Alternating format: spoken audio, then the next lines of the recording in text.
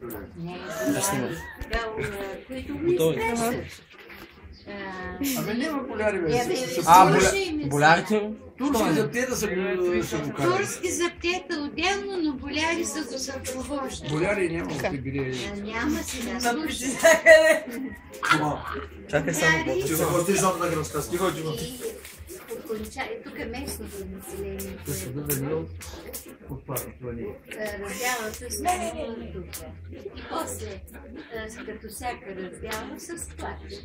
И това. Ти откъде си? Бе, там дето плакали. Така се питали. Ти откъде там дето плакали? Плачкат. И оттам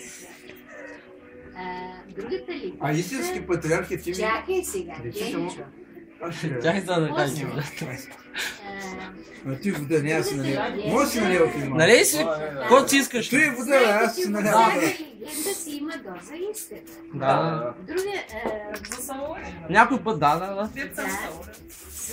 Сега слушайте. Другата легенда е горда за нашите момичета. За майите момичета. За всички. За жените, ужасно. На времето. За сега и сега дори. Да. Билета съвсем разчупя се. Обхваща и нашите планински балкански земя. И достигнал до валията, че Балкана се раждали много хубави момичета. И като всеки турчин пожелал да хареноси, Турчините. Митхат Паша. този валията И какво сте? пожелала всяка година да му се праща като кръвен данък. Че най-хубавото балканджиче и то с плаче свързало. То много ясно. Хората се разделили с най-силното си балканджиче, четири. Тежки времена. Това с плач. Сега, това е исторически заради. Това са легенди. А исторически е зарегистрирано от селище, пак от Плаково до Търново и днеска е съществува селище. И те се страхували, турците се страхували да замръкнат в Балкана. И затова изобщо не замръкнали. И са плакали. Хората са търсили спасение. Това е исторически записано. Че заселили се тук от Плаково, тук е първите заселници в Горни Плачко. Там се... Така е създадено и Боженци, на същия принцип.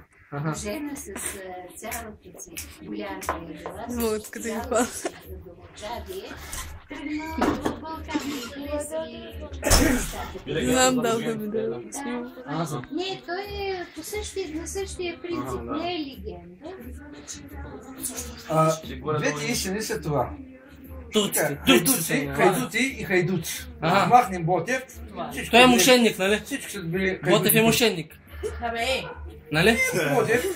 Ботев съчетава перото и всичкото друго. И пиенето, нали? Те като пият, Дунав е до коляно. То не е 2 метра Дунав, то е до коляно. Добра шега, да? Дунав. Ти кажа за Ботев, понеже ма бутна за Ботев. Ботев, ако не са го убили, Никола Обретено, ако са го убили, той ще да се самоуби. Откъде знаеш? Той стига до положение, че нито един тръгнал. Те са водили големи сражения. Водили се, особено Козлуно големи сражения, защото един да види им са убили един човек там. Само един кусок култура. Тръгва той, никой не тръгва с него.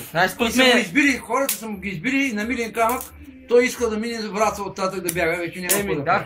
Видя, че нищо не е подготвил. Дъжка чулка не може да става, да. Ама всичко е разработка на военните, според мен.